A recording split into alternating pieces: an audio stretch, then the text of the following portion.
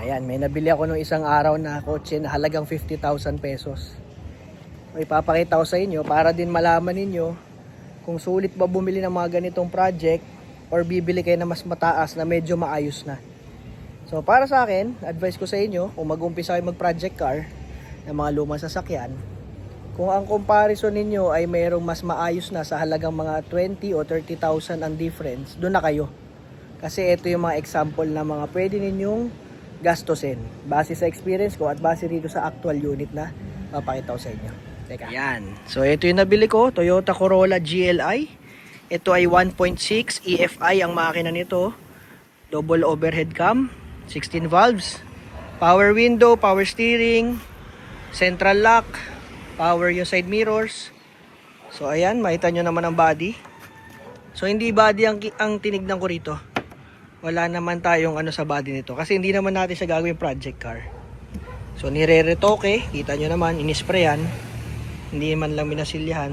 May putol, may bulok, tinatago dito. Malamang yan, pag tinanggal mo yung yero na yan, bulaga yan. Gagaya no sa harap. Ayan, bulok na.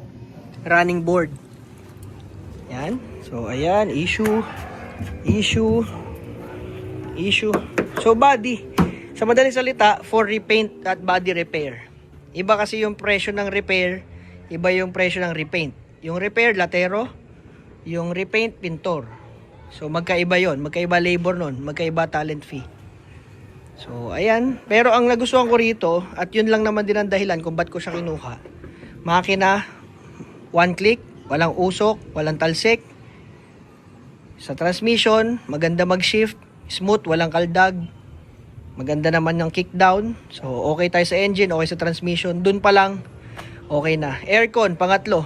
Malamig ang aircon. So, akala ko nilagyan lang ng free yun, pero hindi naman. Kasi, ilang araw na to sa akin, hindi pa rin nawawala yung lamig. Sabihin, wala namang singaw. Sadyang malamig. Yung interior, okay din.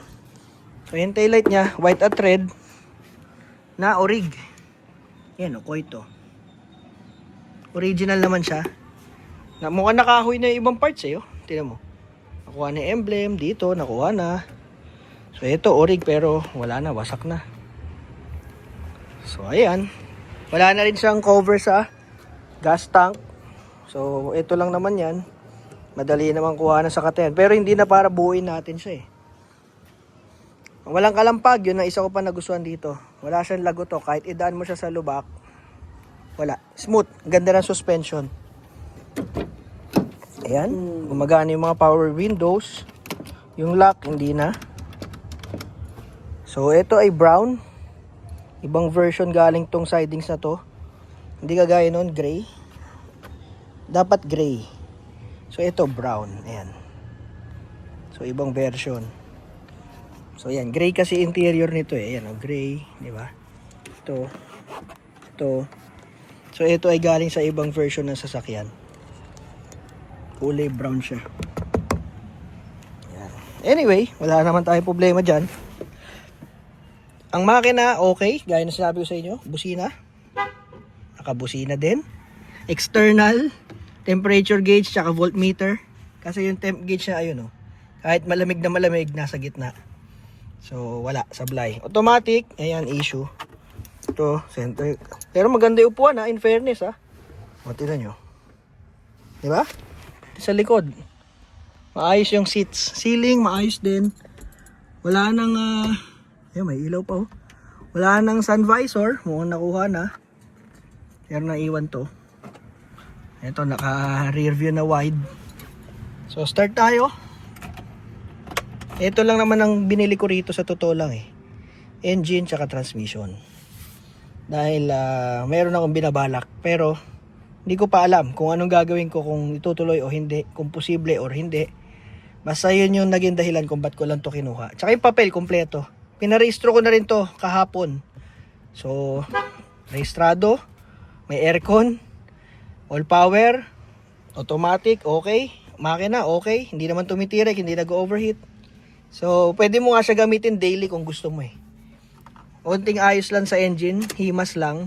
Parang ano lang, tune up lang or yung PMS yan. tune up na hindi valve clearance adjustment kasi wala naman ito yun. Pero I mean yung ano lang, parang ipe-prep mo lang siya na pang daily. So start tayo. Kompleto ang warning sign. May check engine light, yung door, yung oil pressure, battery para sa alternator, tsaka yung dito sa handbrake. Okay. Start tayo. 3, 2, 1.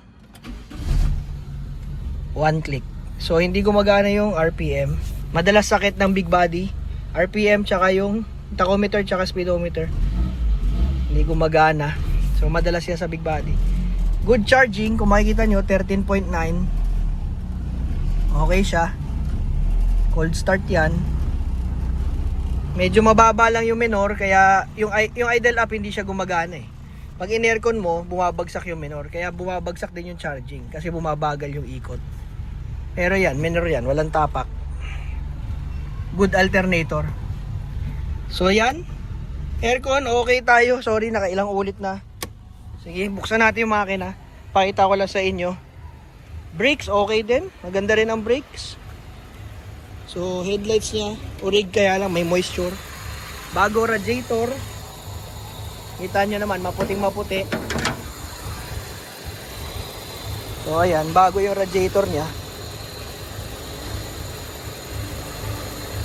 Yan. Walang talsik, walang bulwak. Yung talsik na yan, ano yan, dahil sa vibration lang. Pero hindi yan yung overheat. Yan o. Okay. Malamang wala rin thermostat. Kaya ganyan, malikot. Pero binyahe to, simula Cavite hanggang dito, walang overheat. Naka-aircon, bago ang drive belt. Alternator mukhang bago, pero surplus. I mean, recondition pala. Kasi puting-puti. Sa engine, wala tayong usok, wala tayong talsik. Yan. Yun nga, sabi ko sa inyo, mababay idle. Pero hindi pa natin to na PPMS. Like, palit na spark plugs, throttle body cleaning. Yan, and everything. Transmission, okay naman. Ganda mag-shift. Pag sinagad mo, may downshift, sumisikad ng bigla, okay siya. Pag kalmadong apak, smooth naman siya kumambyo. Segunda, third gear, fourth gear, okay siya. Pag nilagay mo sa drive, kahit bagong start, hindi siya yung may delay na ilang segundo bago kumagat. Pag nilagay mo sa reverse, ganun din. So, okay tayo. So, ayan, walang wire. Alam mo na, bagsak talaga yung aircon niya pag yung minor niya pag in-aircon. Pero yun nga, walang usok, walang talsik. Tapos sa tambucho, ganun din. Ayan o. Hindi masahit sa mata yung usok, hindi masahit sa ilong. Walang smoke. So okay. One click siya kahit ilang araw mo siyang startin. Ibig sabihin, kasi yung iba, pag in-start mo siya ng umaga, pagkabili mo, kinabukasan, hindi na siya ganun. Pero ito hindi. Everyday, okay naman. Parang pan 3 days na niya to dito sa akin. Kaya good naman. So yan, power steering, okay din. Magaan din ang manibela. Wiper motor, mukhang napalta na kasi circuit na oh. Bago na. Yan, racing yung dito.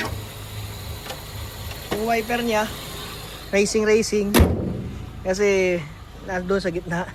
Naalala ko pa nung kabataan ko ganyan ang uso nun Ginagawang ganun para mukhang tachometer. Tapos yung mukhang W124 na Mercedes, isa lang wiper nun tapos gumaganon yun So ayan, hindi naman dahil racing dahil walang mekanismo dito. Kasi ito sinubukang i-retoke kaya lang hindi na natuloy. Tinamad na. Hindi tinipid pero tinamad. So ito, carbon fiber finish. Kung titignan mo, kala mo carbon pero lata. Paano gawin yan? Spray mo muna ng black yung buong hood, tapos lagyan mo ng net na pino. Depende kung anong klaseng gusto mong finish. Ito yung pino na net, yung maliliit yung butas. Lalapag mo dyan, tapos spray mo naman ng gray or silver. Yan, spray mo lang. Wag mong pupuruhan. Tapos pag alis mo ng net, yan. Yan ang magiging finish niyan. Carbon kuno. Lata-lata pa rin naman. Okay lang. Mags niya pang love life. Hindi ako nagkakamali. So mga door handle kinumpleto, ito brand new Putulin din kasi to, putulin. So kinumpleto niya lahat ng side. Okay lang. Palagi ko, kung ipa-part out, may mga makukuha pa rin yung mga tao. Kasi hindi naman din sa X-Taxi. So, ito rin. Brown din pala to. Oh. Brown din siya. Oh. Dalawang side brown. Ayun oh. Yung dalawang side, gray. So, yun lang. Talagang parang brown din tong isa. Tingnan natin.